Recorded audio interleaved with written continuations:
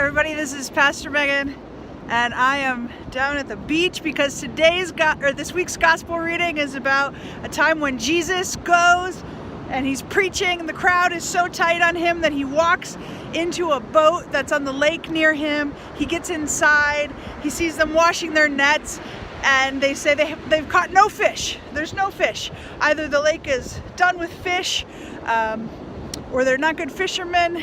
It's not clear in the text, but Jesus tells them where to put out their nets, and they get so much fish in their net that it fills their entire boat, and it fills a neighboring boat so full that they almost sink. They're full of fish. Luke's gospel is a gospel of good news for the poor. It's about abundance. It's about the Messiah being able to feed all who are hungry.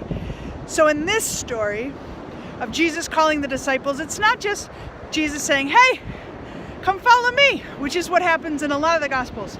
But it's a very resourced Jesus who's able to provide abundance that calls people out of the water, and to go follow him.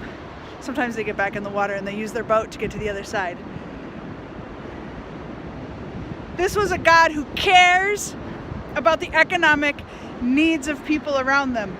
They didn't have to pray hard enough. They didn't have to follow a list of rules in order to get this abundance.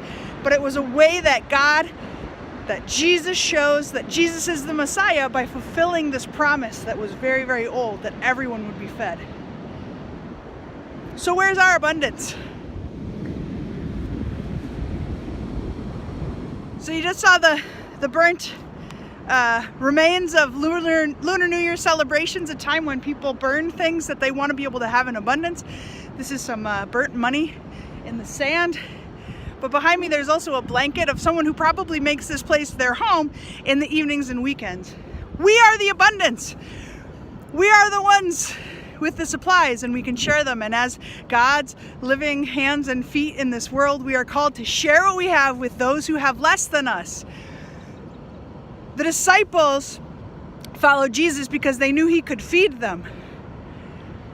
The difficulty in hoping for abundance in today's day and age is if we give up everything we have to the poor, who's going to care for us? We don't trust that other people are going to be that community for us. But someone's got to do it first.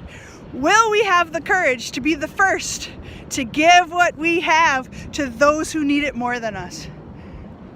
Probably not. But we continue to walk in faith. We continue to look for God's good news, admitting where we haven't done enough and seeking to do more when we can. Plus, it's really pretty, right? There's an abundance of beauty in this world, and it's free to look at.